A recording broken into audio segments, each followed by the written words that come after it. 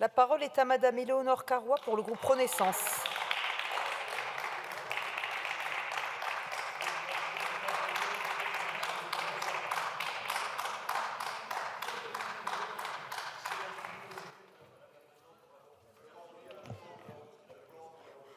Merci Madame la Présidente, Madame la Ministre, mes chers collègues. Alors que la 60e édition du Salon de l'Agriculture a ouvert ses portes à Paris, le sujet qui nous rassemble ce soir traite une question essentielle, celle des prix payés aux producteurs par les entreprises de transformation et de distribution agroalimentaire.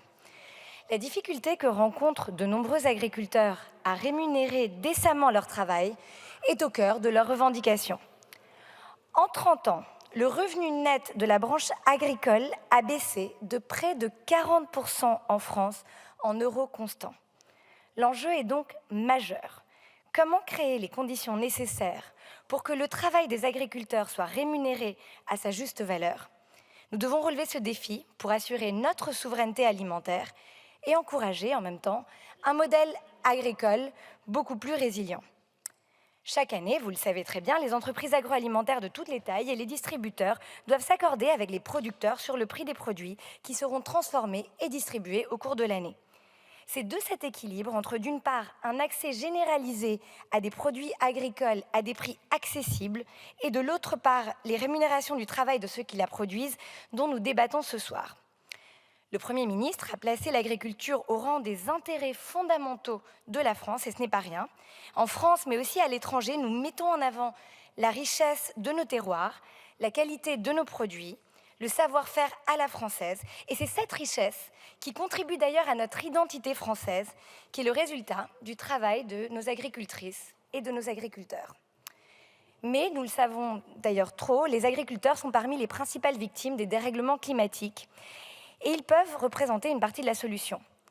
Pour les encourager à adapter leurs pratiques, nous devons nous assurer qu'ils puissent vivre décemment de leur travail et aussi adapter leurs exploitations aux enjeux climatiques. Nous avons tous été interpellés ces dernières semaines par des agriculteurs en colère. Comme l'a indiqué le Premier ministre, derrière la colère, il y a un appel à l'action. Or cet appel, notre majorité l'a entendu. Elle y a répondu et elle continue d'y répondre.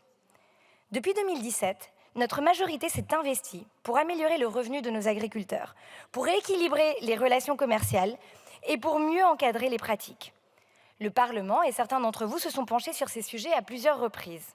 Les lois Egalim 1 et 2, dont nous avons déjà un peu parlé ce soir, ont permis de réformer la négociation commerciale afin que les producteurs agricoles ne subissent plus la guerre des prix, comme on l'appelait. La première loi, rappelons-le, a donné la possibilité aux producteurs regroupés en organisations de proposer eux-mêmes le prix de vente à partir de leur coût de production. La seconde loi a rendu non négociable la part des tarifs des industriels correspondant au coût des matières premières agricoles. L'an dernier, notre majorité a porté le travail de mon collègue Frédéric Descrozaille, que je salue, qui n'est pas là mais que je salue, qui a permis d'étendre cette interdiction de négociation au prix de marques distributeurs. Ces trois textes, ces trois lois Egalim ont pour seul objectif d'assurer une juste rémunération à nos agriculteurs. Depuis 30 ans, jamais autant n'a été fait pour garantir un revenu digne à nos agriculteurs. Nous avons posé un cadre. Mais la protection instaurée par ces lois est privée d'effectivité si les autorités ne sont pas en mesure de détecter, de contrôler, de sanctionner les manquements à ces lois Egalim. C'est sur quoi nous devons travailler aujourd'hui. Les agriculteurs et leurs syndicats dénoncent d'ailleurs très fréquemment, et à raison, le non-respect des lois Egalim. Le ministre de l'économie, Bruno Le Maire, a indiqué que de nombreux contrats conclus durant les dernières négociations commerciales de cette année ne respectaient pas les lois Egalim. L'inflation à laquelle la France doit faire face depuis le début de la guerre en Ukraine impacte et complique la mise en œuvre de ces lois. Face à la hausse des cours, le monde agricole a dû faire face à l'augmentation généralisée des coûts de production.